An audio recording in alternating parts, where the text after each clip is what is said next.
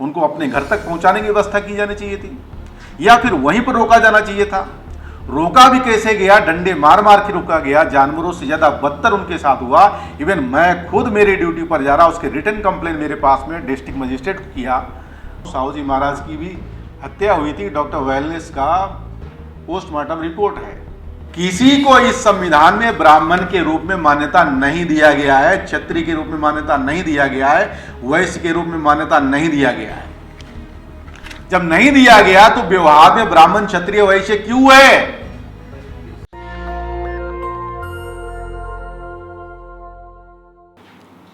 राजऋषि छत्रपति साहू जी महाराज की जन्म जयंती मनाने के लिए बाबा साहब अम्बेडकर कहते हैं कि उनकी जन्म जयंती को हमें उत्सव की तरह मनाना चाहिए, ऐसा लगे कि यह भव्य उत्सव मनाया जा रहा है। तो ऐसा वो क्यों कह रहे? ये बैकग्राउंड हमें इंपा के फ्रेमवर्क में भी समझने की जरूरत है। इंडियन मेडिकल प्रोफेशनल एसोसिएशन 28 अप्रैल 2013 को इसी कॉन्स्टिट्यूशनल क्लब में हमने जन्म दिया, और उस समय यह थीम थी, जैसा डॉक्टर कुलदीप सर ने बताया, बहुत सारे हमारे सोशल एक्टिविस्ट जिनको समय पर हेल्थ सर्विसेज प्रोवाइड नहीं हुआ, उसकी वजह से हमारे बीच से चले गए, चाहे जानबूझकर और चाहे अनजाने में। जानबूझकर इसलिए कह रहा हूं, साहू जी महाराज की भी हत्या हुई थी। डॉक्टर वेलनेस का पोस्टमार्टम रिपोर्ट है, वो ऑलरेडी डॉक्यूमेंटेड है। तो वर्तमान में जो मूवमेंट चल रहा है, उस मूवमेंट को चलाने वाले लोगों के साथ समस्याएं नहीं होंगी, ऐसा नहीं है। उनके साथ भी समस्याएं आएंगी, तो हेल्थ के लेवल पर उनके साथ कोई समस्या ऐसी नहीं आनी चाहिए। आज डॉक्टर्स की फौज खड़ी हुई है, लेकिन जो हेल्थ सिस्टम है वो हेल्थ सर्विस के बजाय अभी हेल्थ इंडस्ट्री में रूपांतरित हो रहा है। जब हेल्थ इंडस्ट्री में रूपांतरित हो जाएगा तो यहां पे सर्विस खत्म हो जाती है, वहां पर बिजनेस शुरू हो गया।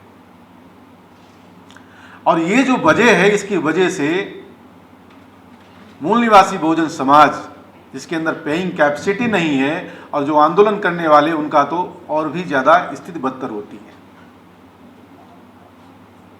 ऐसी सिचुएशन में अगर हम मेडिकल प्रोफेशन में आए हुए, तो क्या इसका मकसद केवल हमारा पैसा कमाना था? तो पैसा कमाने के लिए मिनिमम 5-6 साल, मैक्सिमम 10-15 साल एजुकेशन में लगाने की जरूरत नहीं थी। आजकल पैदा होते ही लोग पैसा कमाने लग रहे हैं। बहुत जरिए हो सकते हैं। तथागत बुद्ध खुद डॉक्टर थे, और उनका ही ये सिद्धांत है कि जितने भी आंदोलन करने वाले जो लोग हैं, उनके पास भी मेडिकल साइंस का नॉलेज होना चाहिए। राजऋषि छत्रपति साहू जी महाराज की जन्म जयंती के अवसर पर ये सबसे बड़ा ट्राइब्यूट, सबसे बड़ा सैल्यूट होगा उनके लिए। वो लोग राजा ऐसे ही नहीं बन गए, उन्होंने हर क्षेत्र में काम किया। उनको समझना है तो करंट के लिए, करंट में हमें कंपैरेटिवली अगर देखते हैं तो केवल वो रिजर्वेशन के लिए नहीं जाने चाहिए। उन्होंने सोशल रिफॉर्म भी किया, इकोनॉमिक रिफॉर्म भी किया, उन्होंने लीगल रिफॉर्म भी किया, उन्होंने हर क्षेत्र में काम किया। इसी तरीके से हेल्थ में भी बहुत सारा बड़ा योगदान उनका रहा है। अगर राजऋषि छत्रपति साहू जी महाराज के समय में उसमें जो प्लेग फैला था और वर्तमान में जो कोविड फैला, दोनों का कंपैरेटिव स्टडी करो तो बात समझ में आ जाएगी। दोनों को कंपैरेटिवली अगर समझेंगे तो बहुत आसानी समझ में आएगा। उन्होंने अपने समय में किसी को भी इस तरीके से मरने नहीं दिया। सबके लिए सर हेल्थ की फैसिलिटी जो क्लिनिकल लेवल पर चाहिए थी वो दिया, क्वारंटाइन भी किया, उनको खाना प्रोवाइड किया, सारी चीजें प्रोवाइड किया। और जब इस समय कोविड शुरू हुआ था, हम लोग तो ड्यूटी कर रहे थे, लेकिन हमारे जो देश के नागरिक हैं वो सड़कों पे पैदल भाग रहे थे। अगर कोविड ही था तो उनके लिए व्यवस्था किया जाना चाहिए, उनको अपने घर तक पहुंचाने की व्यवस्था की जानी चाहिए थी। या फिर वहीं पर रोका जाना चाहिए था?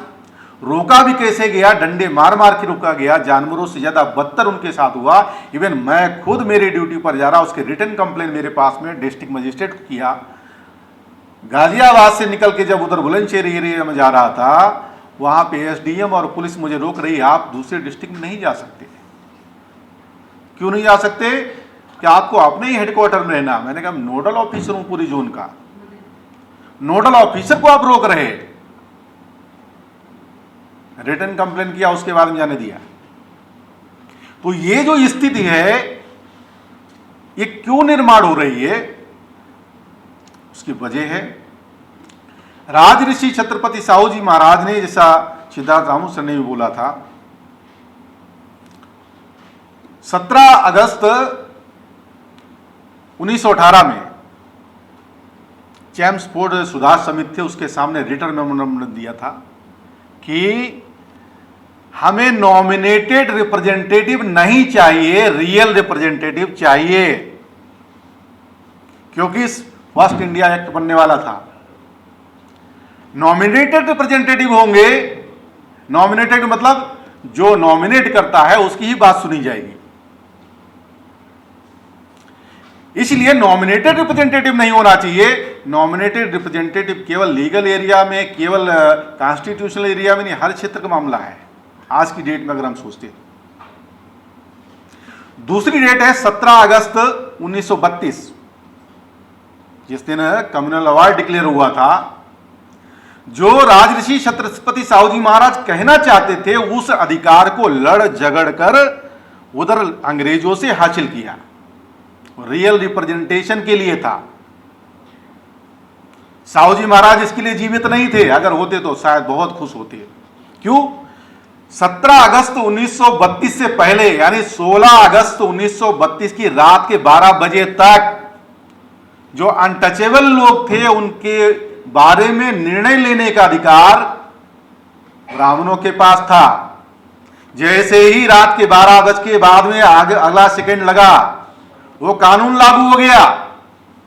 यानी रियल रिप्रेजेंटेटिव आपके पैदा होंगे, अछूतों की समस्याएं होंगी, अछूत लोग ही अपनी समस्याओं का समाधान करेंगे। रियल रिप्रेजेंटेटिव बात थी।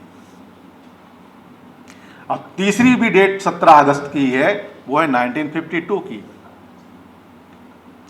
17 अगस्त 1918, 17 अगस्त 1932 और 17 अगस्त 1952।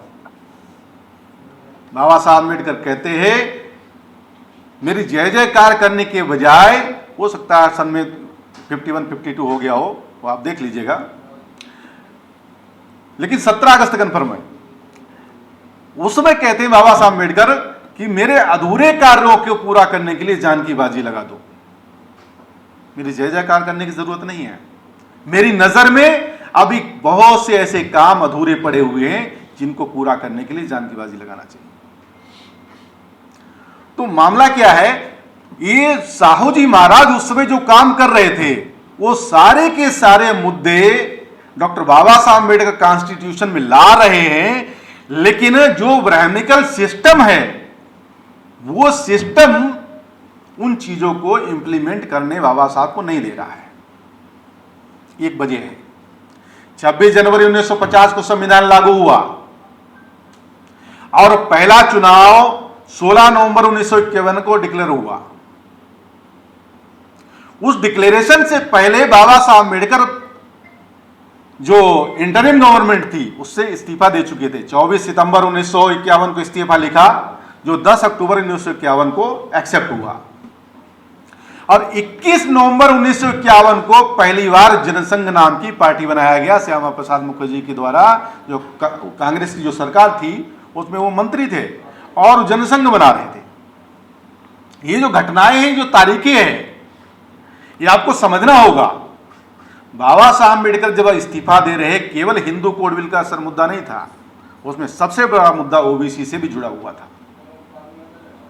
हिंदू कोड बिल के ऊपर तो बाबा साहब अम्बेडकर जो काम कर रहे थे, वो पहले से ही साहू जी महाराज कर चुके थे, लेकिन जो परिस्थितियां निर्माण हुई, उन परिस्थितियों के आधार पर एक समूह बनाया जो बैकवर्ड, जिसको अदर बैकवर्ड कहा गया, उसके लिए हक अधिकार देने के लिए लोग तैयार नहीं थे। ये बहुत बड़ा कारण था ओबीसी के लिए कमीशन नहीं बनाया जाना। इसके लिए साहू जी महाराज ने इस्तीफा दिया।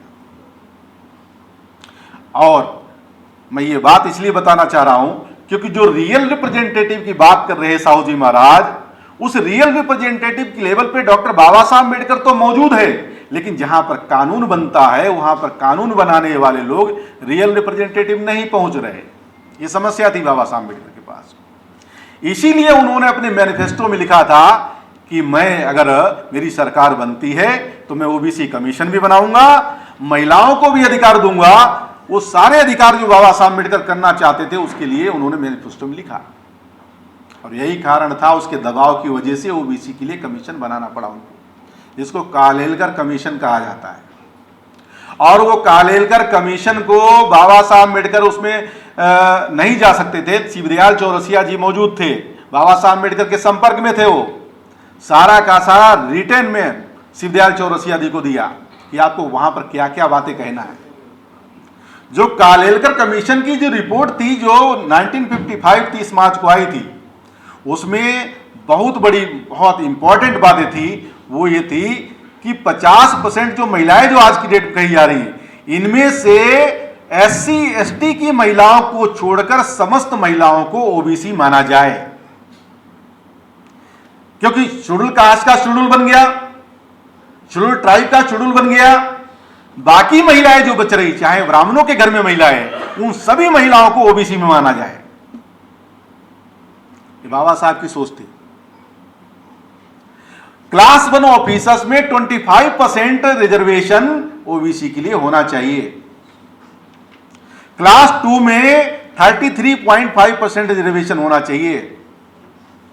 क्लास 3 और 4 में 40% होना चाहिए। और जो ओबीसी के विद्यार्थी है, खासतौर से मेडिकल और टेक्नोलॉजी के, उनके लिए 70% रिजर्वेशन होना चाहिए। इसके साथ साथ ही जैसे SC ST के लिए हॉस्टल्स और ड्रेस की व्यवस्था होती है, उनके लिए स्कॉलरशिप की व्यवस्था होती है, ऐसे ही ओबीसी के स्टूडेंट के लिए भी व्यवस्था होनी चाहिए। ये साधारण मामला नहीं था। बाबा साहब अम्बेडकर वो चीज करवा रहे थे जो साहू जी महाराज करना चाहते थे। अगर जिंदा होते तो जरूर खुश होते। हेल्थ के सिस्टम में भी वही चीज है जो साहू जी महाराज कर रहे थे। आर्टिकल 47 और 21 जो लिखा गया है, इसको कंपैरेटिवली अगर आप स्टडी करो तो बात समझ में आती है। हेल्थ केवल साधारण मामला नहीं है। जो ये डिफिनीशन देते हैं, health is a state matter, health is a state matter. मैं वकील नहीं हूं, वकील साहब हैं यहां पर। आर्टिकल 12 में लिखा गया स्टेट का मतलब क्या है, what is the meaning of state. State ला के टॉप टू बॉटम, जो भारत सरकार जो चलती है टॉप टू बॉटम, वो स्टेट है। स्टेट का मतलब प्रदेश नहीं है, स्टेट का मतलब राज्य है। हिंदी में राज्य को प्रदेश हम समझ रहे हैं, प्रदेश अलग चीज है, राज्य अलग चीज है। तो इसका मतलब है कि भारत के जो लोग रहने वाले जो लोग हैं, भारत के जो नागरिक हैं, उनकी स्वास्थ्य व्यवस्था की जिम्मेदारी भारत सरकार की है। कोविड पीरियड में जो इतनी सारी समस्याएं पैदा हुई, अगर साहू जी महाराज जैसा राजा इस समय होता तो क्या होता, शायद ये समस्याएं नहीं होती। उन्होंने अपने यहां मॉडल प्रेजेंट किया था। किसी भी व्यक्ति को चाहे पैसा उसके पास में है और या नहीं है, उस बगैर क्लिनिकल फैसिलिटी के वो मरना नहीं चाहिए। लेकिन यहां पर होता है कि उस लेवल की हम लोगों ने सुविधाएं बनाई ही नहीं और बनाना भी नहीं चाहते। दो महत्वपूर्ण चीजें हैं, एक तो हेल्थ, दूसरा एजुकेशन। दो किसी भी व्यक्ति के लिए महत्वपूर्ण है। हमको कहा जाता है सबसे ज्यादा हमारी प्राइमरी रिक्वायरमेंट क्या है, रोटी, कपड़ा और मकान। ये अधूरी बात है। रोटी, कपड़ा, मकान ये प्राइमरी मुद्दा नहीं है, इसके अलावा भी चीजें हैं। आपको एजुकेशन चाहिए, शिक्षा, चिकित्सा, स्वास्थ्य, ये सारा सब आपको चाहिए। आपको मनोरंजन होना चाहिए, आपके लिए रहने के लिए जगह होनी चाहिए, आपकी सुरक्षा होनी चाहिए। ये सारी चीजें आपके एक इंसान होने से जुड़ी हुई है। एक इंसान बनने के लिए शिक्षा चाहिए, चिकित्सा चाहिए, सुरक्षा चाहिए, मनोरंजन चाहिए, रोटी चाहिए, कपड़ा चाहिए, मकान चाहिए। ये सारी चीजें जब होती तभी आप नागरिक या इंसान कहलाते हो, नहीं तो इसमें से एक भी चीज कम है तो आप जानवर के लिए बराबर हो। फॉर एग्जाम्पल, आपको हेल्थ फैसिलिटी नहीं मिल रही, अब मर रहे हो, जानवर भी मर रहा और आप भी मर रहे हो। आपको रोटी नहीं मिल रही है, जानवर भी ढूंढ रहा है, आप भी ढूंढ रहे हो। आपको कपड़े नहीं मिल रहे, जानवर को भी नहीं मिल रहे, आपको भी नहीं मिल रहे। आपका इंटरटेनमेंट का मतलब फिल्म देखना नहीं है, इंटरटेनमेंट का मतलब है, मनोरंजन का मतलब है जो आप कहना चाहते हो, जो आप जीना चाहते हो, आनंद के साथ जिए, आनंद के साथ काम करें। इंटरटेनमेंट का मतलब ये है। अब हमारे पास तो इतनी सारी समस्याएं खड़ी हुई, हम बच्चे का एडमिशन कैसे कराएं, हम बच्चे को फीस कहाँ से भरें, हम हमारे लिए रोजगार कहाँ से ले आएं, हम घर में खाना कैसे पकाएं, ये सारी समस्याएं। और ये भी सारी चीजें हो गई तो कब आपकी माँ लिंचिंग हो जाएगी पता नहीं। ये तमाम तरीके की चीजें जो चल रही है, इसकी वजह है रियल रिप्रेजेंटेशन ना होना। साहू जी महाराज रियल रिप्रेजेंटेटिव की बात कर रहे थे, इसलिए भारत में रियल रिप्रेजेंटेशन हर क्षेत्र में होना चाहिए, चाहे वो पॉलिटिकल लेवल पे हो, चाहे वो सोशल लेवल पे हो, चाहे वो इकोनॉमिक लेवल पे हो, हर लेवल पर होने की जरूरत है। अगर ये डेमोक्रेसी इस लेवल पे हम लोग लागू कर पाते हैं तो मुझे लगता है ये देश वाकई में सोने की चिड़िया था, सोने की चिड़िया जैसा ही दिखेगा। हम लोग केवल पॉलिटिकल डेमोक्रेसी की बात कर रहे हैं, सोशल डेमोक्रेसी की बात नहीं कर रहे हैं। बाबा साहब अम्बेडकर संविधान लागू होने से पहले ही 25 नवंबर 1949 को संविधान सभा में कहते हैं कि हम लोग 26 जनवरी 1950 को कंट्राडिक्टरी लाइफ में प्रवेश करने वाले हैं। One man one vote one value होगा, यानी राजनीतिक लेवल पे समान होंगे, लेकिन इकोनॉमिक और सोशल लेवल पर हम लोग असमान होंगे, यानी सोशल और इकोनॉमिक डेमोक्रेसी लागू करना होगा।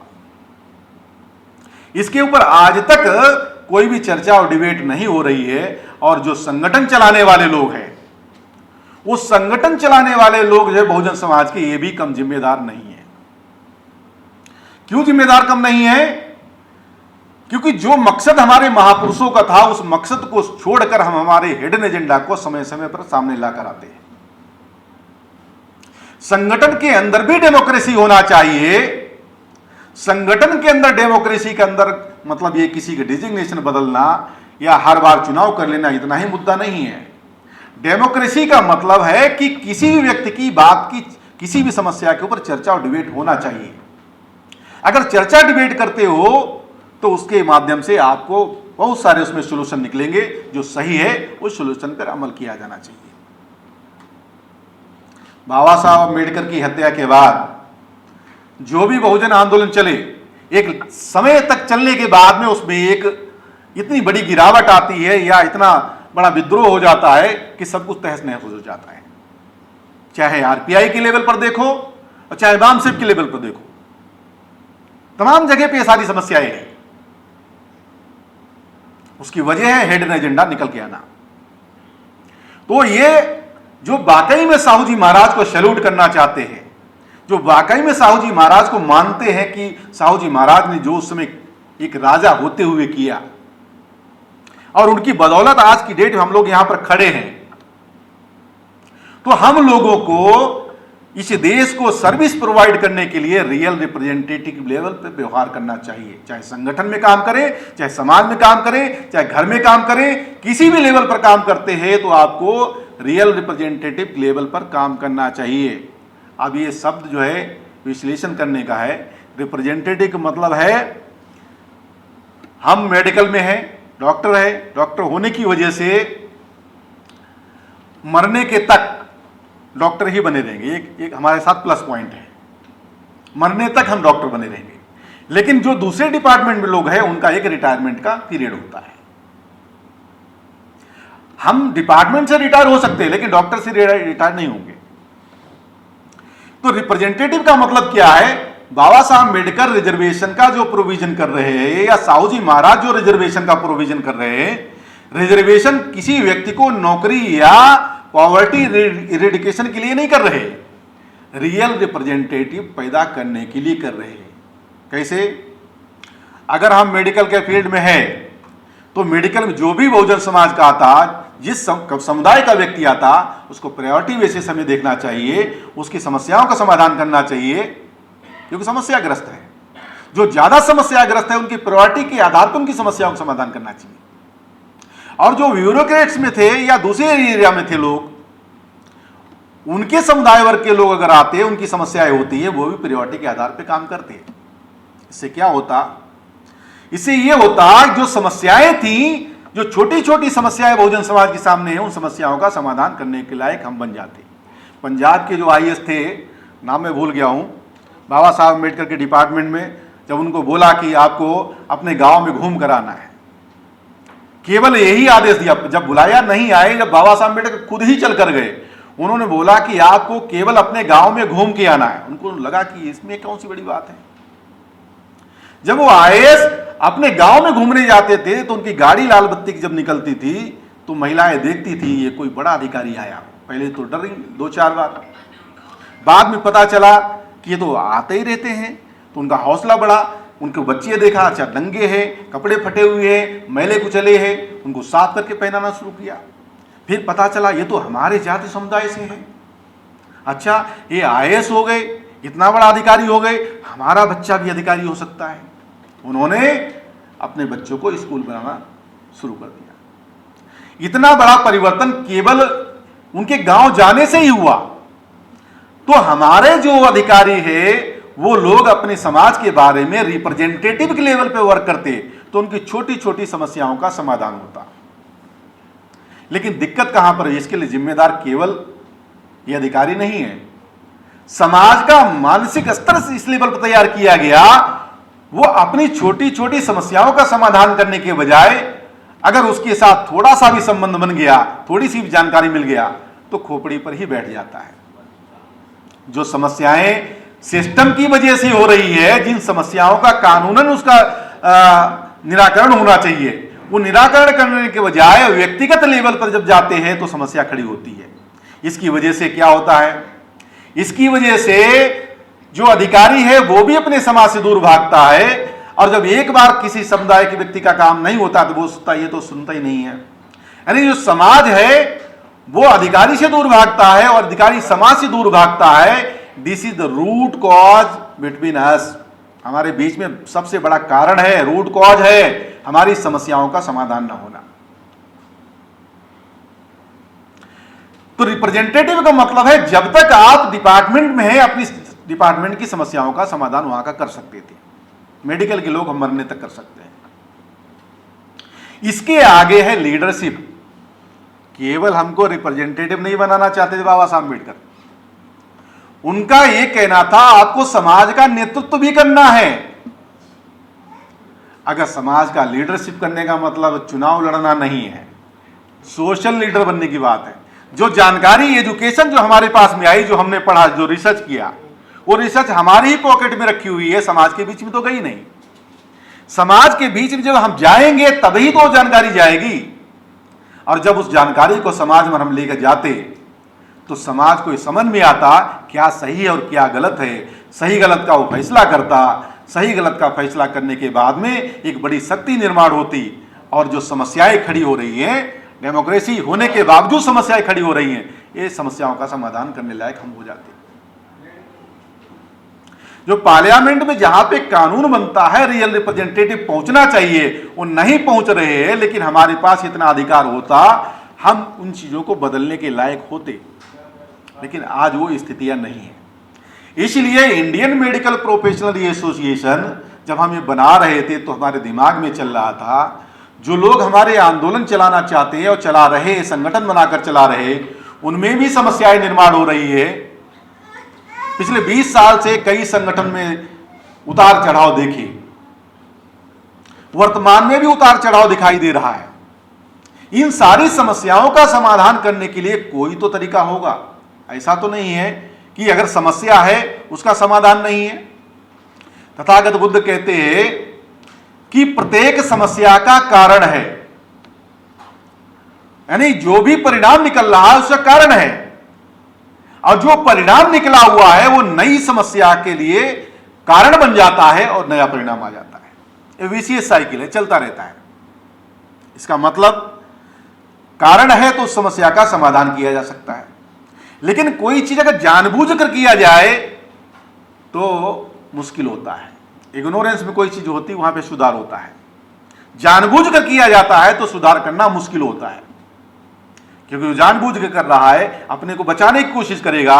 वही हाल इस सिस्टम में है, जो वर्तमान में जो डेमोक्रेसी के लेवल पे सिस्टम चल रहा है, वास्तव में डेमोक्रेसी व्यवहार में नहीं है, केवल संविधान के अंदर एक कॉपी रखी हुई है, इसके अंदर डेमोक्रेसी है, लेकिन व्यवहार में ब्राह्मणों के सी है।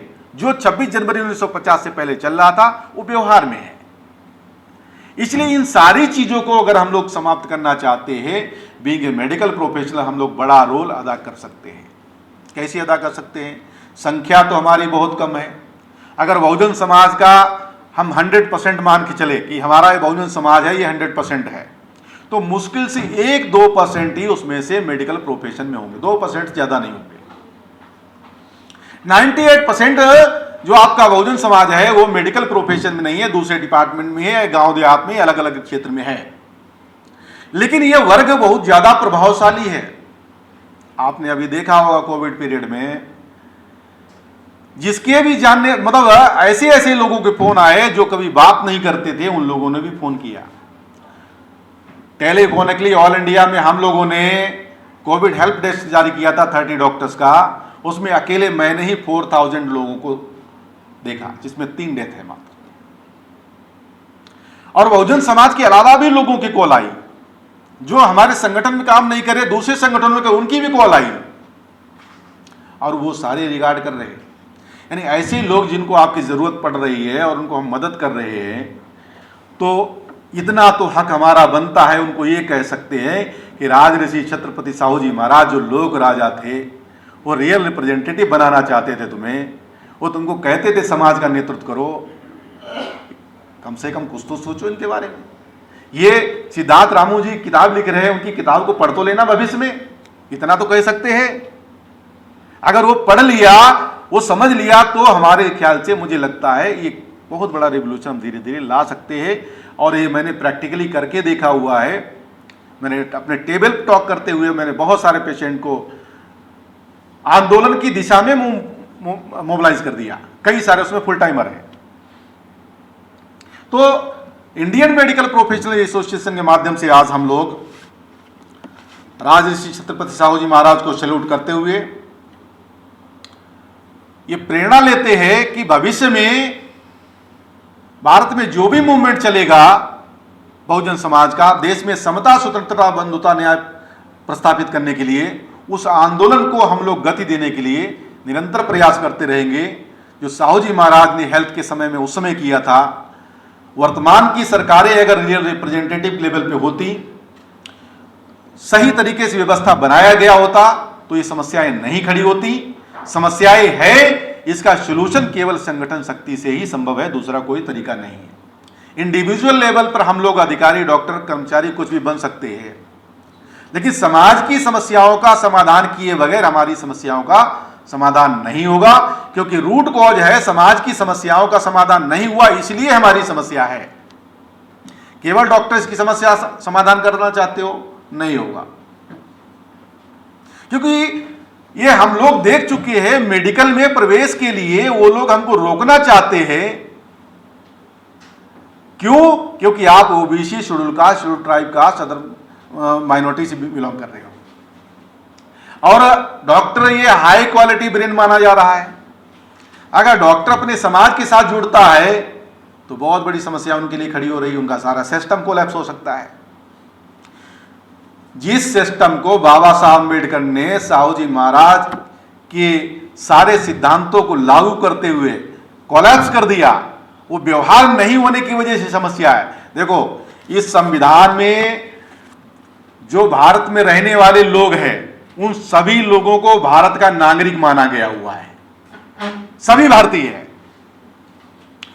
और एज पर आर्टिकल 340, 341, 342 इन लोगों को विशेषाधिकार दिया गया, क्योंकि इनकी समस्याएं हैं।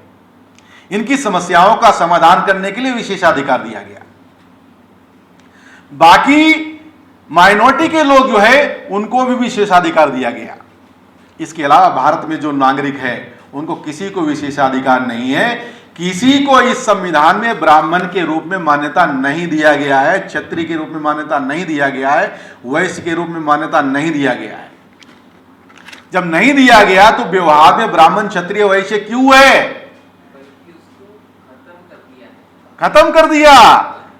तो इसका मतलब है कि जो हमारे महापुरुष चाहते थे इस देश में, इस देश को सोने की चिड़िया बनाना चाहते थे, लोगों को इंसान बनाना चाहते थे, तो हम लोगों को इस मेडिकल प्रोफेशनल एसोसिएशन के माध्यम से जो हमारे मेडिकल प्रोफेशनल्स हैं उनको भी इनवाइट करना होगा और बहुजन समाज के लोगों को इनवाइट करना होगा। इसके लिए हम लोगों ने 3 प्रोग्राम बनाए हैं। एक तो CSME का प्रोग्राम है, एक health care and social empowerment का कार्यक्रम है और तीसरा कार्यक्रम हमारा जो है मेडिकल स्टूडेंट नेटवर्किंग का। ये तीनों ड्रीम प्रोजेक्ट हैं। इन सारे चीज़ों, इन तीनों कार्यक्रमों के ऊपर हम लोग अमल करते हैं तो आने वाले समय में हम लोग इस संगठन को राष्ट्रीय स्तर पर प्रस्थापित कर सकते हैं और जो हमारी समस्याएं हैं उनका समाधान करने लायक आगे बन सकते हैं। ऐसा हम लोग करेंगे। इस आशा और विश्वास के साथ मैं यहीं पर रुकता हूं। आप लोगों ने सुना, इसके लिए आभार, धन्यवाद। नेशनल दस्तक की आपसे गुजारिश है कि अगर इसको बचाना चाहते हैं तो नेशनल दस्तक को सब्सक्राइब करने के लिए रेड कलर के सब्सक्राइब बटन को दबाएं, फिर बेल आइकन की घंटी दबाएं। नेशनल दस्तक को बचाने के लिए बहुत जरूरी है कि हर खबर को शेयर करें, लाइक करें, कमेंट जरूर करें।